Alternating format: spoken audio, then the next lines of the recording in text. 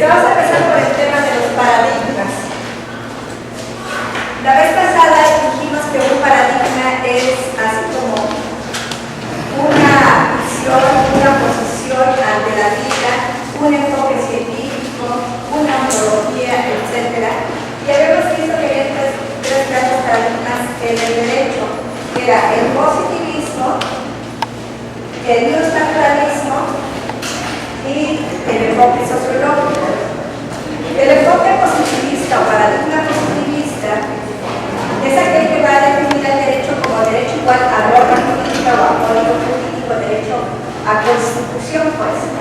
Mientras el enfoque naturalista va a considerar que el derecho es igual al derecho natural, a ese derecho dado por la religión o por Dios.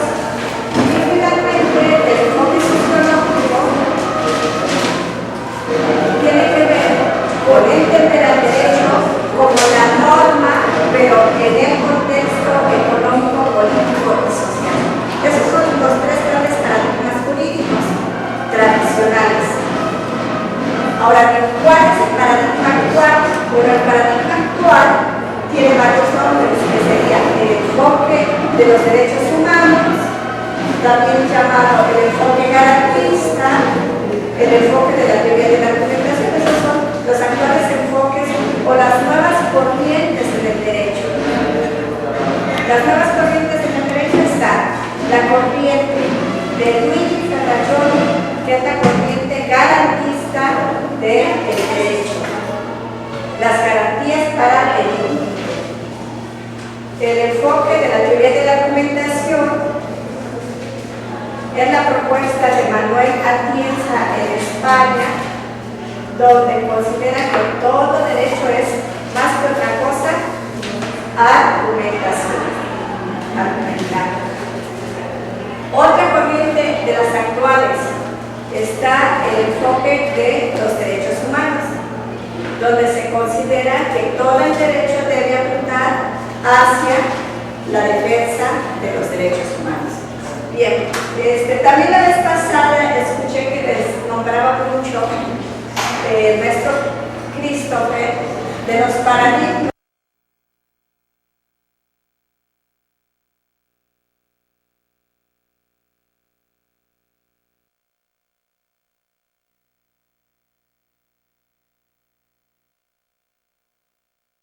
Alrededor de hace 30 años por este físico y filósofo llamado Kuhn.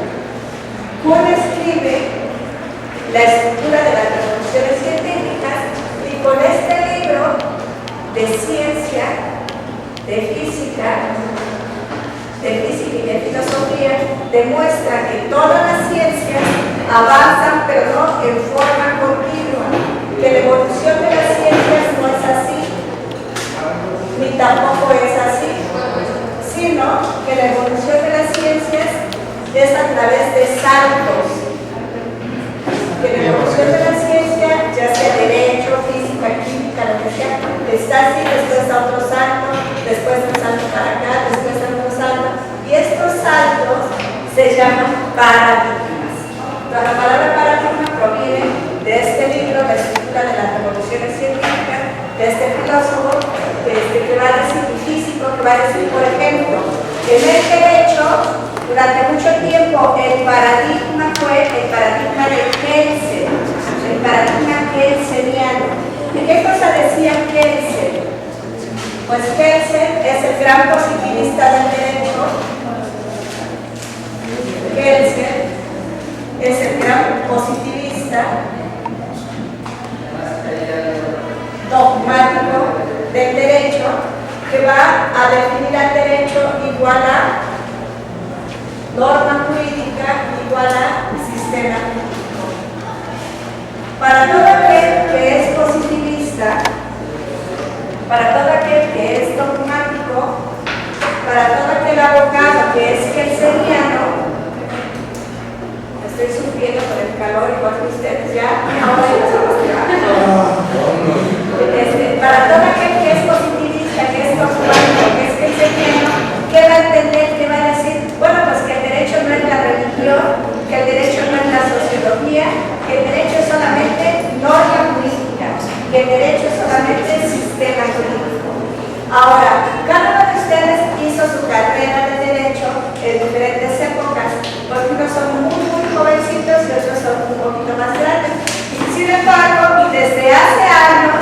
hasta ahora, ¿cuál es el enfoque de derecho en todas las escuelas de derecho, por lo menos aquí del estado de Veracruz?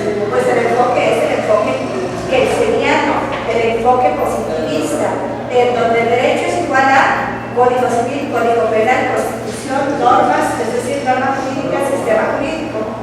El problema con eso es que salían o salen abogados cuadrados, que saben mucho de la norma, pero no saben ni siquiera qué está pasando a un metro de ellos.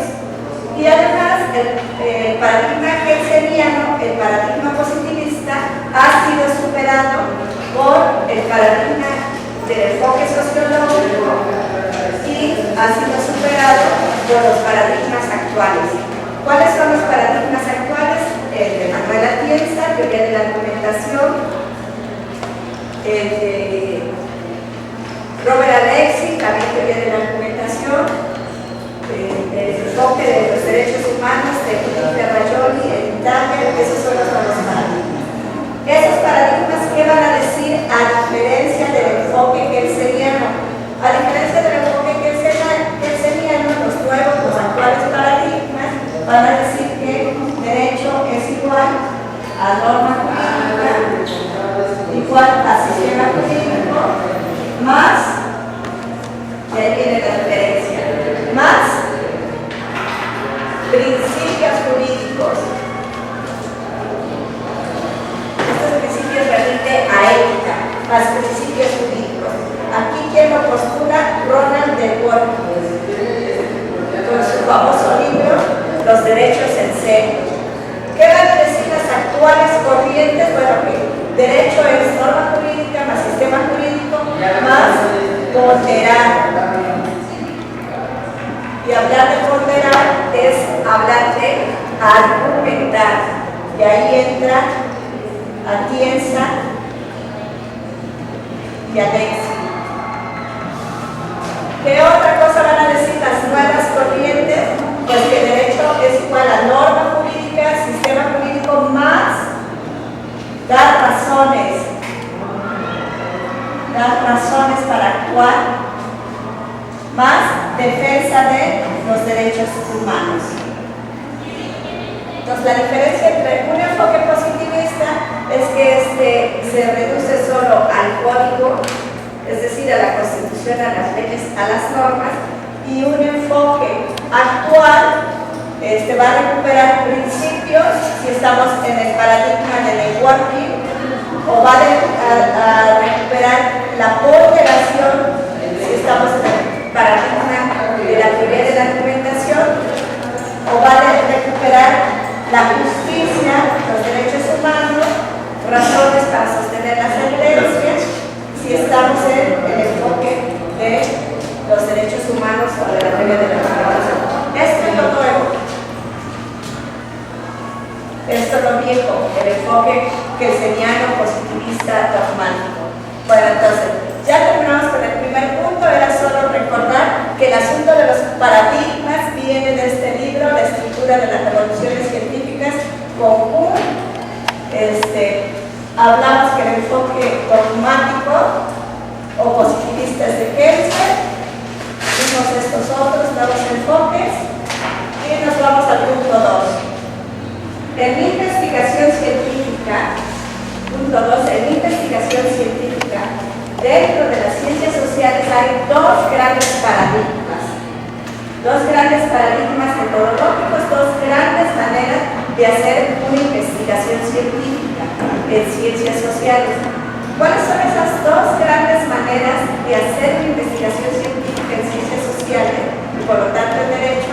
Bueno, es el paradigma cuantitativo y el paradigma cualitativo. Paradigma cuantitativo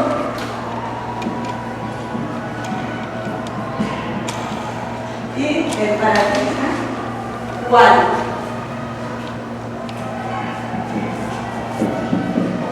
Dos grandes paradigmas metodológicos en investigación científica, dos maneras de hacer investigación en las ciencias sociales, dos formas de hacer investigación en las ciencias sociales, el enfoque cuantitativo y el enfoque cualitativo. Muy rápidamente, ¿qué dice el cuanti y qué dice el cual? Bueno, otros nombres con el que se conoce al enfoque cuantitativo. ¿De qué otra manera se conoce al enfoque cuantitativo? Enfoque positivista, enfoque dogmático, enfoque formal, enfoque matemático. Entonces, el paradigma cuantitativo es conocido también como enfoque matemático, enfoque formal, dogmático, positivista. ¿Cuáles son las características del paradigma cuantitativo? Bueno, las características del paradigma cuantitativo es que para estos, la investigación debe de ser objetiva,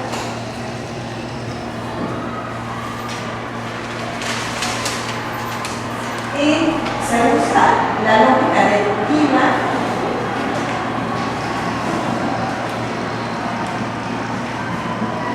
y se basa en el método científico.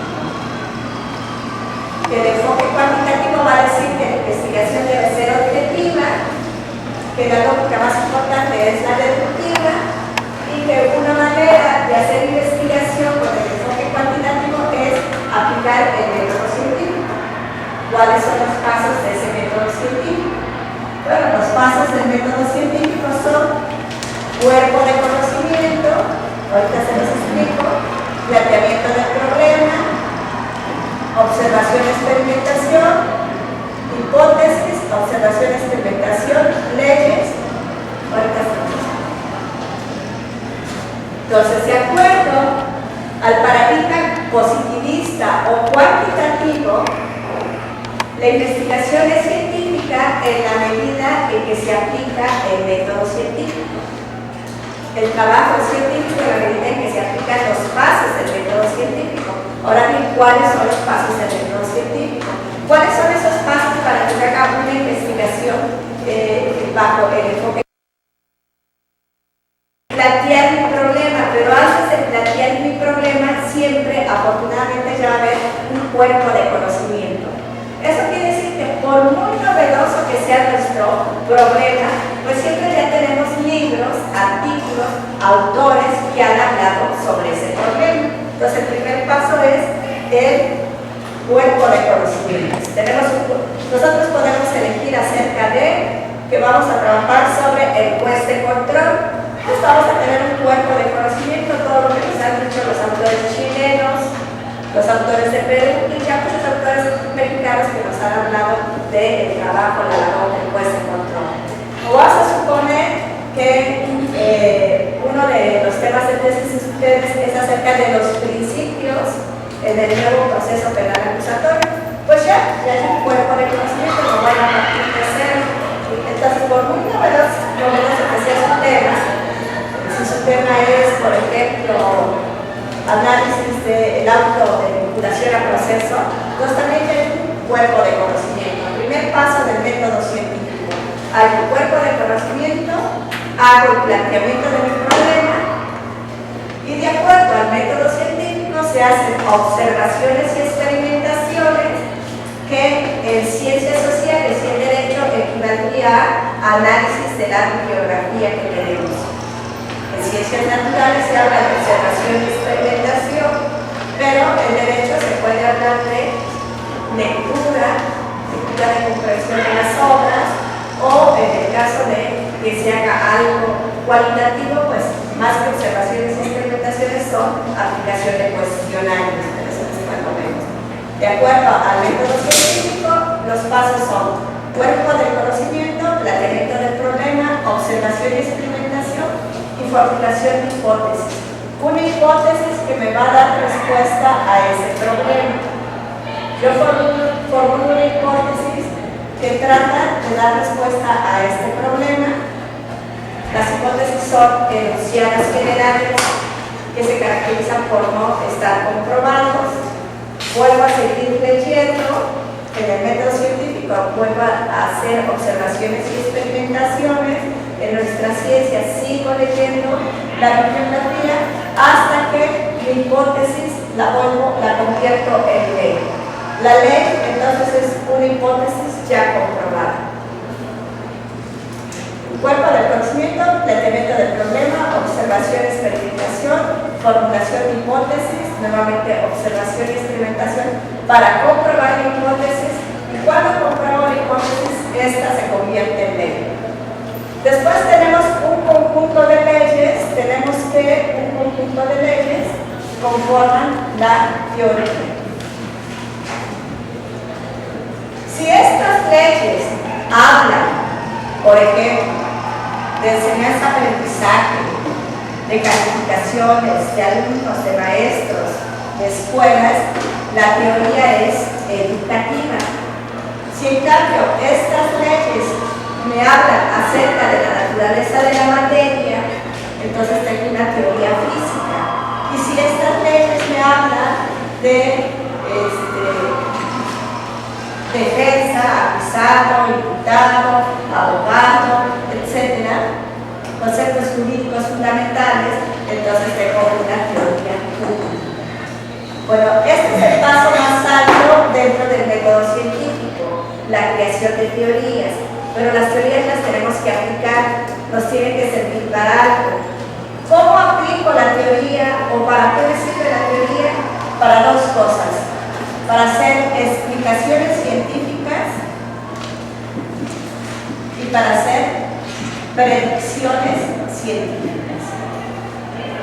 A través de la teoría yo puedo hacer una explicación científica o una predicción científica. Cualquier teoría, la teoría física, la teoría de las que se encuentran en la geografía y las teorías nos sirven para explicar, en nuestro caso, un fenómeno jurídico o para predecir un fenómeno jurídico. Entonces, ahora sí ya tenemos, de acuerdo al enfoque cuantitativo, los pasos del método científico, que son cuerpo de conocimiento, planteamiento del problema, observación y experimentación, formulación de hipótesis, observación y experimentación, comprobación de la hipótesis, se convierte en ley, relacionamos un conjunto de leyes y entonces creamos una teoría, y con la teoría hacemos explicaciones de carácter científico y hacemos predicciones de carácter científico. Entonces, por ejemplo, si yo quiero explicar el levantamiento de Chiapas de hace años, pero quiero hacer una explicación científica del levantamiento de Chiapas, la explicación científica la voy a hacer a través de una teoría. ¿Qué teoría? Pues una teoría sociológica. O si quiero predecir dentro de 2 años algún fenómeno climático, pues voy a tomar una teoría de la física, de los astros, de la geografía, etcétera, para poder predecir. Estos son los pasos del método científico. El enfoque cuantitativo va a decir que algo es científico, que una investigación es científica, si hay esta objetividad, si usamos la lógica deductiva para deducir de la teoría explicaciones científicas, para deducir de la teoría explicaciones científicas, etc. Ahora, si nos vamos al derecho, ese enfoque dogmático, objetivo, positivista, está representado, o está construido, está dado por el gran Kelsen, que quería hacer del derecho una ciencia matemática. Quería hacer una ciencia matemática, nos dejó muchísimas cosas muy buenas, como su gran pirámide que aún funciona, en donde nos va a decir que la norma más alta es la Constitución y después vienen las menores, ¿no?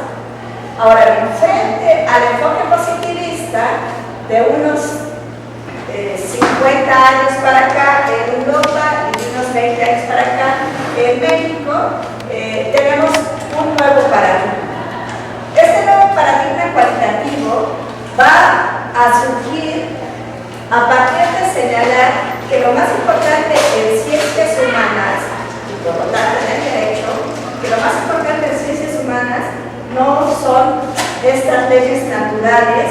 exactas ni las matemáticas, sino que lo más importante es el hombre, es decir, el ser humano, los hombres y las mujeres, ¿no? El hombre, los seres humanos, que siempre están interrelacionados. Aunque sea una persona muy introvertida y que estuviera viviendo 50 años dentro de una cabaña, dentro de algo, pues siempre tendría que salir pues a pagar la leche o a pagar el agua o algo. Entonces todos los seres humanos estamos interrelacionados unos con otros, de manera que entre uno y otro, o entre uno y otros, lo que media es el lenguaje. El lenguaje hablado, escrito, o el lenguaje corporal. Nos comunicamos a través del teléfono, del celular, de mail, es decir, a través de un lenguaje de señas o de números. Entonces, lo que siempre va a mediar entre nosotros es el lenguaje. Por eso, este nuevo paradigma cualitativo también se llama lingüístico.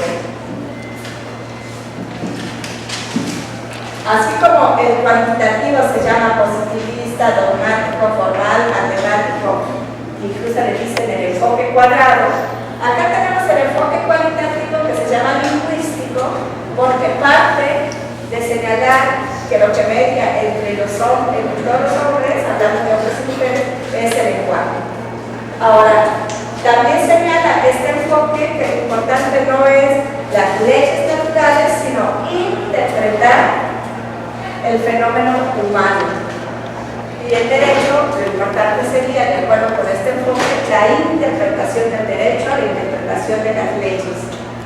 La palabra interpretar es sinónimo de hermenéutica, por eso este enfoque cualitativo también se llama enfoque o paradigma hermenéutico.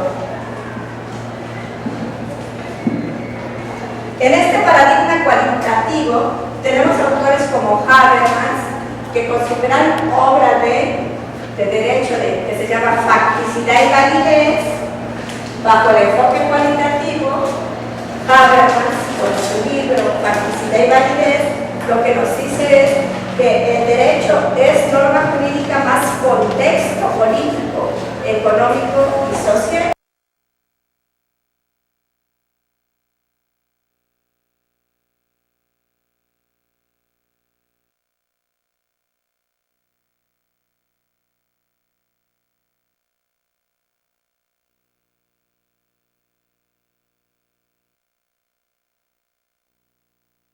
Es norma jurídica más la situación política.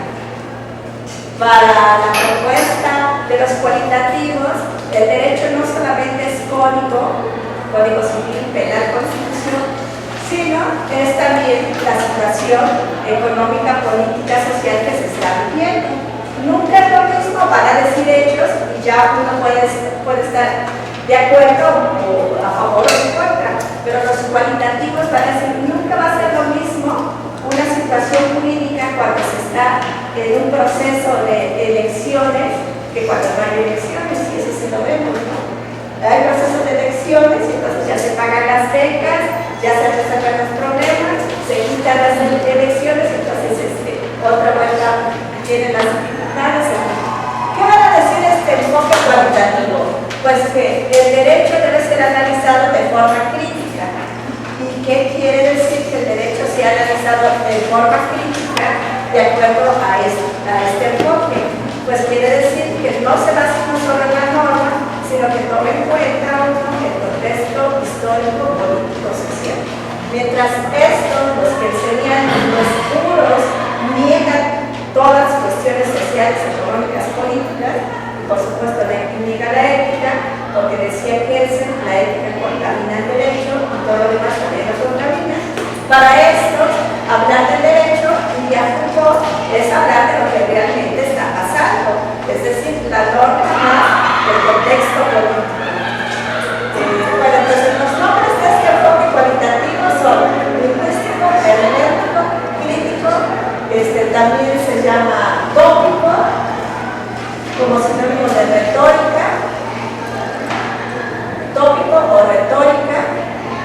La palabra tópica o retórica tiene dos significados.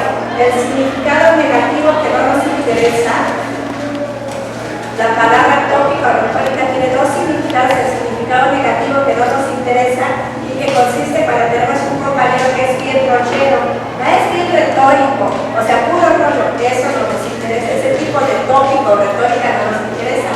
Pero hay una parte buena, positiva, que nos dejó Aristóteles, de la retórica, que sí nos interesa y que les va a interesar mucho en los juicios, o sea, cuando lleguen a la etapa del juicio oral, porque la buena retórica puede ayudar tanto, yo diría, hasta para ganar el caso. O sea, no se va a ganar el caso solo con arreglos, con florecitas. Vamos a ver más adelante cómo finalmente el abogado tiene que manejar la norma, los códigos. Pero si dos abogados manejan la norma, el código bien, pero además tiene buena retórica, pues se va a ganar. Entonces hay importancia de la retórica en el sentido positivo, de los tonos de voz, el alto, el bajo, de captar la atención de la audiencia en la entrada, de volver a captar la atención de la audiencia en la salida. Entonces, la retórica nos va a servir, y la retórica obviamente que no está acá, sino que está acá. Bueno, entonces, para terminar este punto 2, lo que quería es que tengan en mente que hay dos enfoques metodológicos llamados paradigmas en la investigación en ciencias sociales. El enfoque cuantitativo, que es el formal, el rígido, el estadístico, el dogmático, llamado positivista, el que actualmente está muy criticado por los autores constitucionalistas como Ferrajoni, como Carbonell, como todos del Instituto de Políticas de la UNAM, como Baladeres, bueno, entonces está el enfoque cuantitativo, y frente al enfoque cuantitativo tenemos el enfoque cualitativo. Mientras acá se trata de ser objetivo, se dice que la ciencia sí es en la medida que es objetiva. Acá los hermenéuticos van a decir que lo más importante es, en ciencia, es recuperar la subjetividad de los seres humanos, puesto que somos sujetos y no somos objetos. Gran parte de los capítulos de Dworkin, del libro Los derechos en serio, es recuperar la subjetividad y la cultura para el derecho. Entonces, son dos grandes posturas contradictorias, diferentes, que están aquí. El método científico es el que usa aquel, y en cambio, acá, mientras aquí tenemos la lógica deductiva, aquí tenemos otra lógica que se llama teoría de la argumentación. Para los dogmáticos, lo importante es la lógica deductiva, la que nos enseñaron en la prepa, la que decía todos los hombres son mortales, Sócrates es hombre, Sócrates es mortal, que quería decir que los razonamientos estaban formados por una premisa mayor, como después del viernes sigue el sábado, una segunda premisa que era, por ejemplo, hoy es viernes, y una conclusión que por deducción, si digo que después del viernes sigue el sábado, y de hecho que hoy es viernes, por deducción, mañana es sábado. Eso es lógica deductiva. No tiene que ver si hace calor o hace frío, no tiene que ver si somos de izquierda o de derecha, priistas, panistas, verdadistas, no tiene que ver. Después del viernes sigue el sábado, hoy es viernes, por lo tanto mañana es sábado.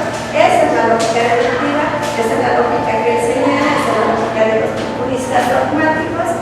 Frente a esa lógica, hay otra lógica que recibe el nombre de teoría de la argumentación, y que en términos muy generales va a decir que las cosas no son así de exactas, que la lógica tiene que haber la ponderación, el tomar en cuenta en qué situación estamos, cuál es la cuestión económica de por medio, cuál es la cuestión política, qué consecuencias va a traer, en fin, el enfoque en la teoría de la argumentación es holístico, mientras que en el enfoque que él señaló, el enfoque es deductivo. Para un enfoque deductivo quiere decir que vamos por paso, ya sea que queremos subir, paso 1, paso 2, paso 3, paso 4, paso 5. Ya sé que queremos bajar, paso 1 o 5, 4, 3, 2. Por eso a veces se les llama choque cuadrado. Para los teóricos de la argumentación, para estos autores consideran que la vida no es así de simple, sino es más difusa, compleja, y entonces incluso para un problema quizás habría varias soluciones, y el juez no tiene que deducir, sino tiene que ponderar principios y tomar en cuenta las consecuencias. Bueno, y nos pasamos al último punto, ya que me estaba yo acomodando al sol. Fue fatal. Perdón, no sabía que no había clima. Y entonces, el último punto que nos interesa es que tengan presente que hay diferentes tipos de lógica.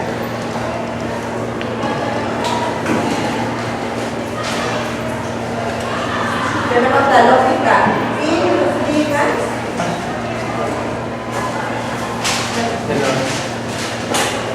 Tenemos una lógica inductiva que la conocemos como de casos particulares generalizados. La lógica inductiva de casos particulares generalizados. Por ejemplo, vemos que el miércoles hace mucho calor, caso particular miércoles, que el jueves hace mucho calor, caso particular jueves, que hoy viernes hace mucho calor, caso particular hoy viernes, y entonces mañana venimos en short y lo más exportado y resulta que está lloviendo y se viene el norte y hace frío. Nos falló el razonamiento. ¿Pero por qué nos falló? Porque fue un razonamiento inductivo. Caso 1, miércoles hizo mucho calor. Caso 2, jueves hizo mucho calor. Caso 3, viernes hizo mucho calor. Y de ahí generalizamos ya, mañana, o sea, ya va a ser calor. Y entonces generalmente los razonamientos inductivos nos fallan. ¿Pero por qué? Porque así es la lógica inductiva. ¿Cómo es? Probable. Decimos que todos los hombres son infieles, o decimos que Juan le fue infiel, que Pedro le fue infiel, y de ahí generalizamos, todos los hombres son infieles. Pero me imagino que en algún lugar, alguno que sí se apiente. Los razonamientos inductivos de casos particulares, luego generalizamos, pues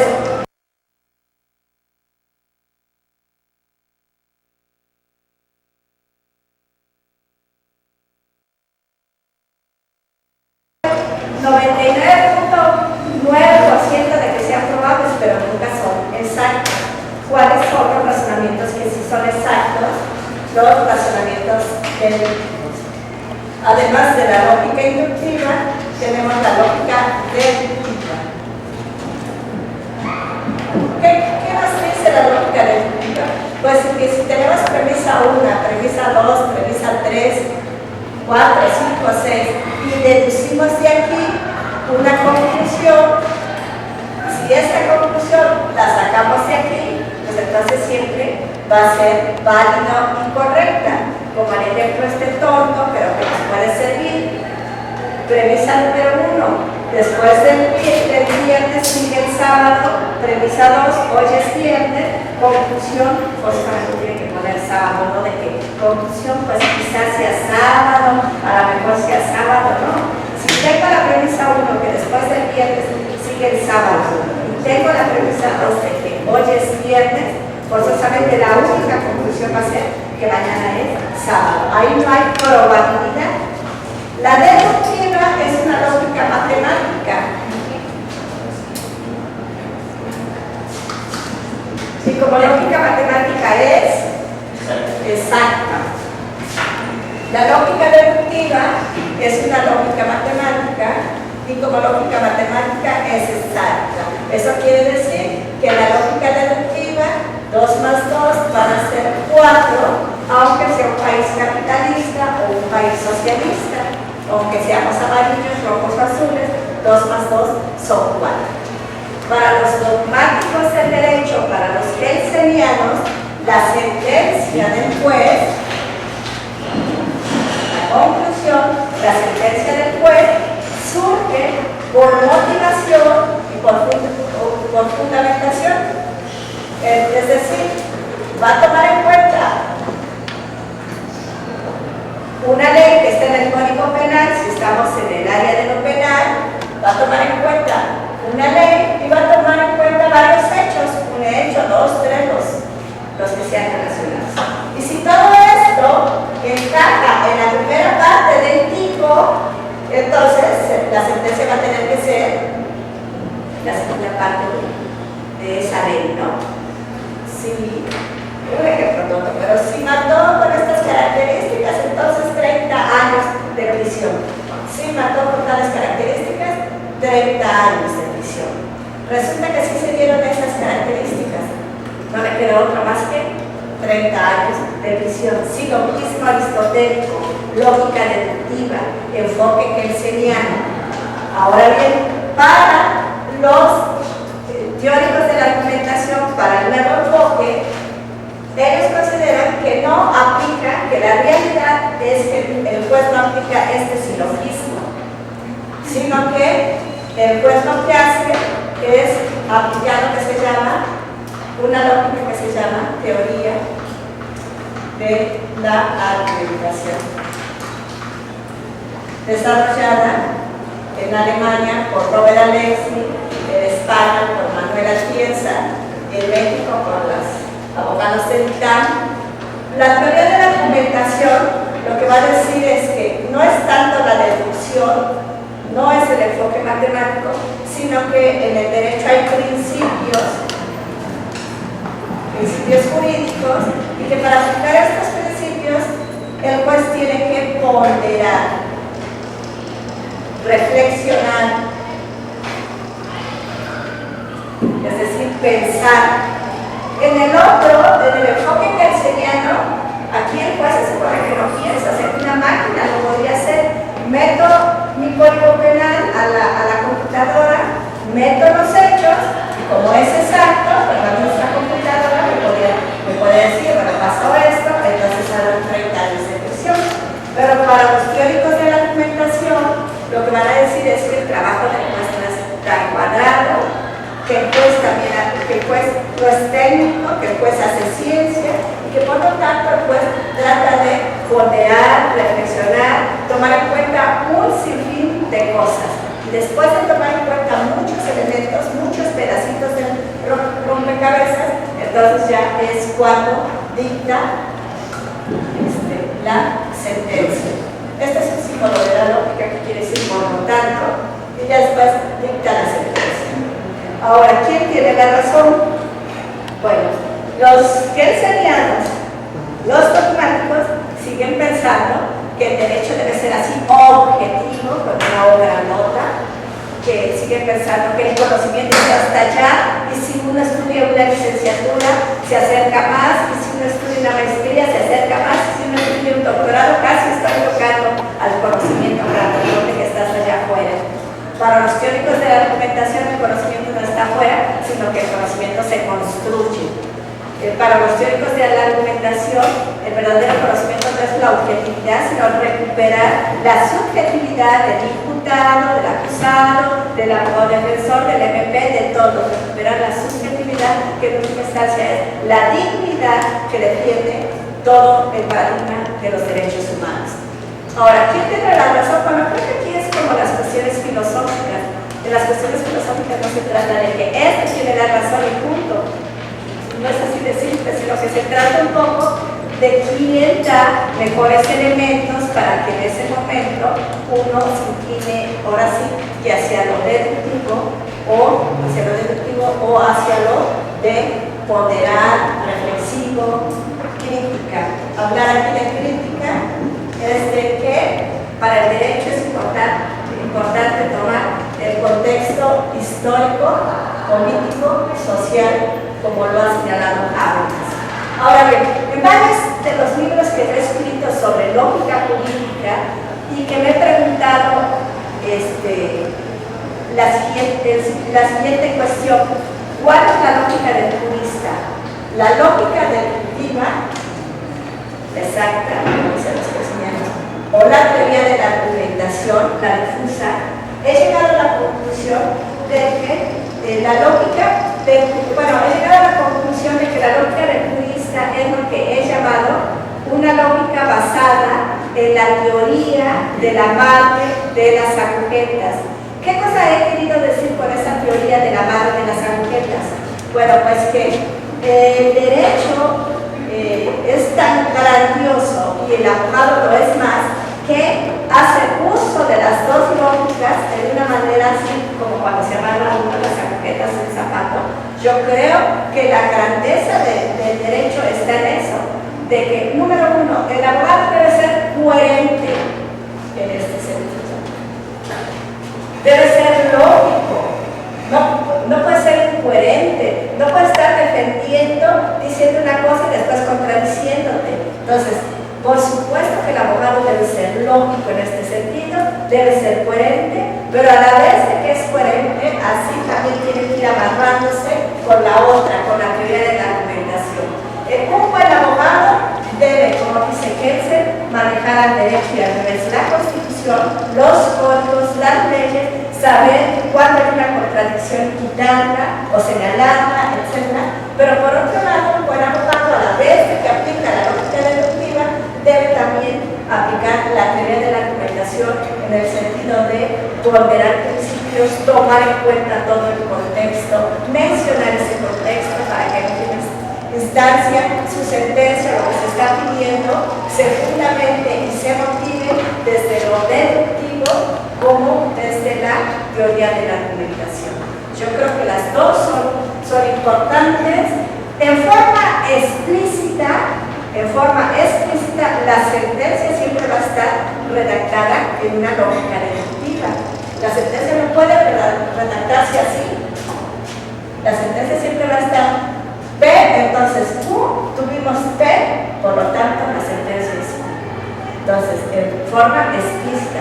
Pero ¿cómo llega? O sea, si mató, entonces, bueno, si mató con todas las características, ¿no? Si mató y de acuerdo al código tal, 105, versión tal, robo o lo que sea, ¿no? Entonces le toca Q. Si se dio eso, por lo tanto la sentencia es Q. Entonces, en forma explícita, la sentencia tiene que estar así.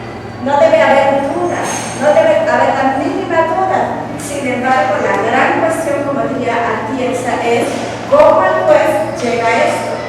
A la sentencia se llega antes de formularla en forma explícita. ¿Cómo llega el juez a la sentencia? A través de teoría de la argumentación.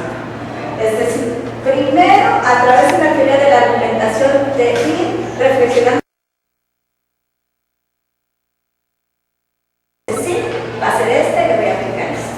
Pero eso es a través de teoría de la argumentación. Una vez que llegue esa sentencia, bueno, ahora no la puedo presentar diciendo todo esto que tome en cuenta por la cuestión política, por la cuestión sociológica, sino ahora sí la tengo que poner en forma muy de estilo kelseniano, si P, entonces Q, tengo P, por lo tanto. Es decir, finalmente la sentencia en forma explícita se tiene que poner por un razonamiento aristotélico, es decir, con un silogismo aristotélico. Pero ¿cómo se llegó a eso? ¿Cómo finalmente decide el juez sentenciar de X forma? Es a través de una teoría de la argumentación. De ahí la gran importancia de las dos lógicas, de una lógica así de paso por paso y de la otra lógica que es la lógica difusa, de ponderar y de tomar en cuenta todo el contexto.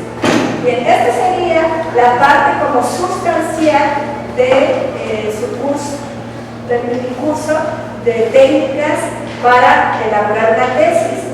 Ya la siguiente clase es con su maestra Marilú, que entonces van a ver cosas ya más concretas como cómo van a redactar una ficha bibliográfica o una ficha de trabajo, cómo se tiene que redactar la introducción, la bibliografía, el primer autor, coma, el nombre del libro entre cursivas, poner siempre el editorial, el año, la página, de qué hoja se sacó la cita, su marco teórico, contextual, categorías analíticas, etc. Otra parte más técnica de la maestra. Yo hasta aquí termino, pero ojo, cualquier duda ya de contenido sobre su tesis o sobre lo que sea de este seminario que está coordinando brillantemente la maestra Rosaída. Ya sé que estoy a sus órdenes. Tiene mi teléfono, tiene mi correo. Esto más. Ok, muchas gracias.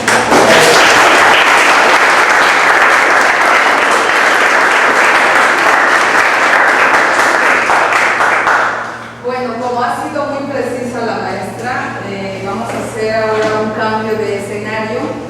Solamente les voy a pedir que para los que llegaron tarde, los que ya hayan visualizado su tema, nos lo hagan